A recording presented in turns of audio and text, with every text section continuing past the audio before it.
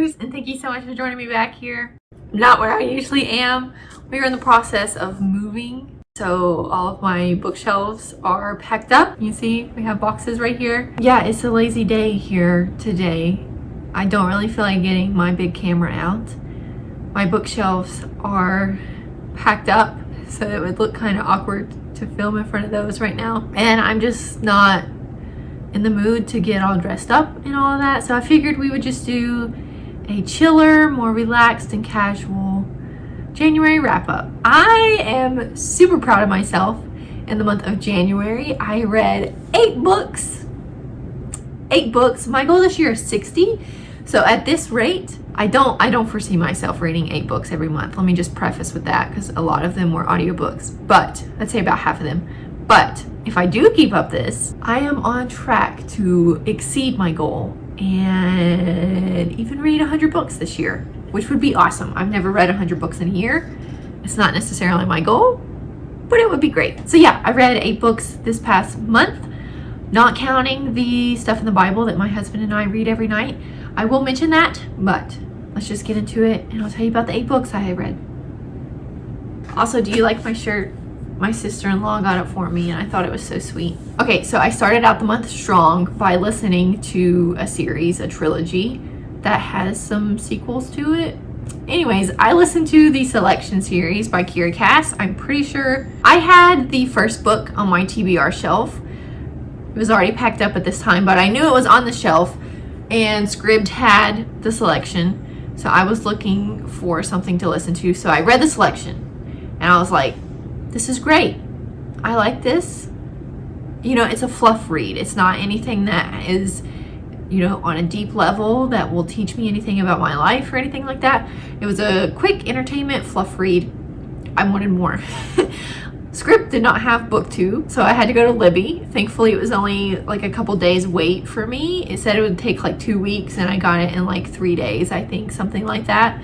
So I listened to the Elite, and then I was going to put a hold on the 1, and Libby for some reason had the 3rd one. So it had the 1st one and the 3rd one and not the 2nd one. Not Libby, I mean Scribd. I don't know. Anyways, I listened to all 3 of these in about a week and a half maybe. Very, very quickly. And it's not one of my new favorite series or anything like that, but it was a good entertainment read. I did enjoy myself, and I found myself wanting to listen to them, which is always a good thing. I will say that the ending of the last one, just the ending of the series as a whole, was a little, I wouldn't say disappointing. Predictable, yes, but based on the premise of these books, I feel like that's predictable anyways. In case you don't know, I feel like most people do, this is basically a dystopian bachelor where however many girls, 24, 28, 32, I don't know. So many girls go to the kingdom, the palace, the capital, I don't remember what it's called. They go there and basically compete to be the prince's wife. Pretty much it. So with that premise, I feel like the ending is pretty predictable. But there were some things at the ending that I thought were unnecessary and kind of added in just to make the series a little deeper, to kind of pull at heartstrings a little bit. I didn't really think it was necessary plot-wise. That, and I feel like the ending was a little rushed. I feel like the author built up some stuff throughout the trilogy and then didn't really follow through with it. You kind of didn't get a complete and satisfying conclusion for some of the storyline. Those are my thoughts. I would still recommend them if you're looking for something just entertaining, but yeah.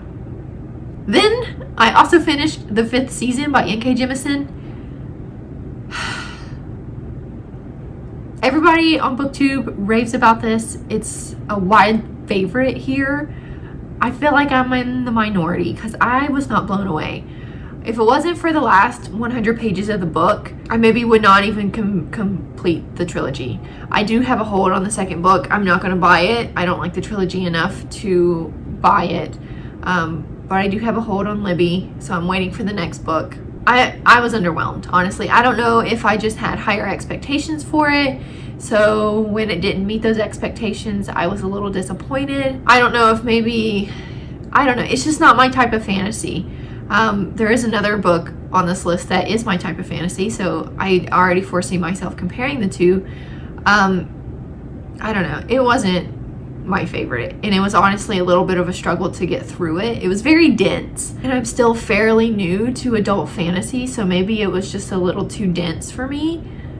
I don't know, because at the same time, the other book I'm going to talk about I feel like is just as complex, but I loved it, so I don't know. Just as a little overview, the 5th season is about this world in which a 5th season comes around every once in a while, every few centuries or so usually. Ghost is coming to join me. Hi, Ghost. And a 5th season is basically, I was going to say like the end of the world, but it's not. It's very hard to get through though. It puts a lot of strain on the world, on the people. Each season can bring about something different, and this book is about the new 5th season that is about to happen in the current times. This book follows 3 different perspectives. I do want to say that I thought that was a little predictable, what happens with that. I won't spoil it.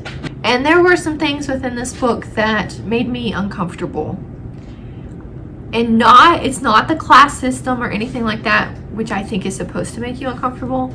Some of like the sexual implied things I did not like. And a lot of the times they would just be like side comments that didn't really contribute anything to the plot line that much. Like the plot would have been fine without them, if that makes sense. So with that being the case, I didn't really feel like they were necessary. So I felt like I was making myself uncomfortable for no reason. That, and something happens at the end that broke my heart as a mom. Yeah, which I'm not mad at that part because it was important for the plot line, for the story, for character development, but it made me super sad. Yeah, this book was not for me, I would say. It's definitely not one of my favorites, even though everyone else seems to find it as one of their favorites. I am going to continue the series just because I am curious. It did leave me wanting to find out what happens, but I'm not excited about it. It's not one of those books that I'm like, I can't wait to get to this. So we'll see how that goes. Next up, I finished Throne of Glass. I did not start this month. I started it last year, but I did finish it this month. I like the ending a lot better than the rest of the book. Selena is just an annoying protagonist for me, in all honesty. She's one of these characters that is all talk and no show, I feel like. I get she's supposed to be one of the greatest assassins, you know, in this world or whatever. But don't just tell me about it. Back it up. Show me. I have heard that the series gets better on Heir of Fire, maybe, I think is what someone said, which I think is book 3. Crown of Midnight is book 2, I'm pretty sure. I haven't started that one yet because I've been reading stuff that's been coming to me on Libby. I do plan on not finishing maybe, but continuing on with this series. I can't talk today. Continuing on with this series this year. It was okay. I know that the Fae are supposed to play a role in this at some point, and I really like Fae novels, so I'm kind of waiting to see how I like it once I get to that point to determine whether I DNF the series or not. I really did consider DNFing the series. I can never say that right while reading this one, but I did like ACOTAR. I've heard that this one is not as good, but it's still good, so I don't know. We'll see. Next up, I listened to An Ember in the Next up, I listened to An Ember in the Ashes. This is another one of those books that I knew was on my TBR shelf. It was on Libby. I put a hold on it like 2 months ago, and it finally came around. So I was like, okay, I need a book to listen to. So yeah, I listened to An Ember in the Ashes. So good. Listen, I've been getting out of YA lately. I wouldn't say I'm getting out of YA. That's what I've been saying, and I feel like that's incorrect. I have just not been finding as much enjoyment in it here lately. However, this was great. The narrator for, what's his name? Elias. I'm pretty sure, like 98% sure, is the same guy that narrated Laszlo in Strange the Dreamer. Excellent. I really enjoy his voice. I don't know. I like his narration style. So yeah, I feel like that contributed to my enjoyment. That and the story is just good in itself. I will say that Laya's Laya is her name. Yeah. I will say that her narrator was a little more difficult to understand. I don't know if it's the pitch of her voice or what. Sorry, my phone ran out of storage. Anyways, yeah, it wasn't detrimental to my enjoyment of the book. If I'm listening on Libby, I like to listen to it a little faster, maybe like 2.2, 2.75. I felt like I couldn't do that with Laya's portions of the book.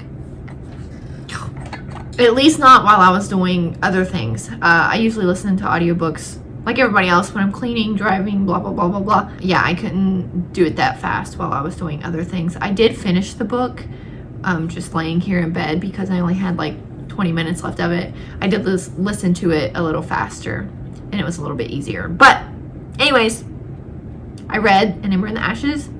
Really good. I'm going to continue the series. Unfortunately, Libby didn't have the audiobook for it. So I don't know when I'll continue it. I have the first 3 like in my TBR shelf that are packed up right now. I don't know when I'll finish it. If I can find the audiobook, I would like to listen to the audiobook. If not, I guess I'll read the physical copy whenever I get the chance. I also finished War Storm, which is the last book in the Red Queen series by Victoria Aveyard. So good. I think this one was my favorite in the series, but I was a little disappointed by the ending. I'm not gonna lie. How do I say this? I don't want to give spoilers. I'm still going to keep it pretty vague, but I am going to put a little spoilers thing up here because I do want to say like 2 things. I'm not disappointed. Are you gone? Hold on, I want to give you a minute. Okay. I'm not disappointed by the thing that happened with Maven. I was actually kind of happy that happened. I don't really see how the world could have worked out without that happening. And if it had been resolved a different way, I think it would have been a little bit of a stretch. I don't mind like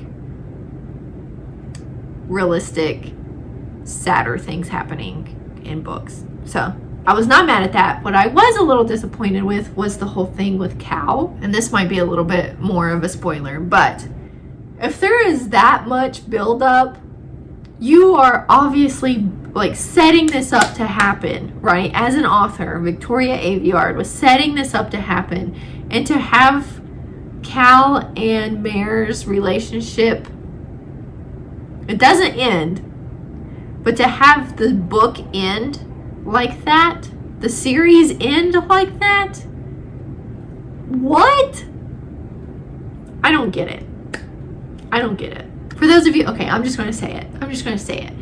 Double spoilers, won't. So at the end of War Storm, Cal and Mare kind of just part ways. And Mare's like, I just need some space to myself. Like, I just need to think things through. That's fine. All right, I'm all for, if you need space, you take that space, right? That's cool. I'm all right with that. What I don't understand is previous to that, they were like pining after each other, and Aveyard set it up to where you pretty much just knew that they were going to end up together. I don't get it. It was good though. All right, let's take these away. It was good.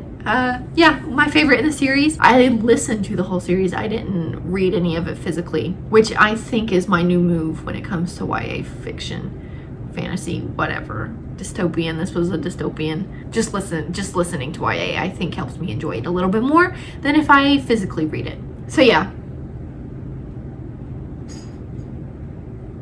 I enjoyed this one. All right, my last book of the month, I finished yesterday. Today is the 1st of February, by the way. I finished yesterday, the last day of the month. It was so good. All right, I read The Rage of Dragons by Evan Winter.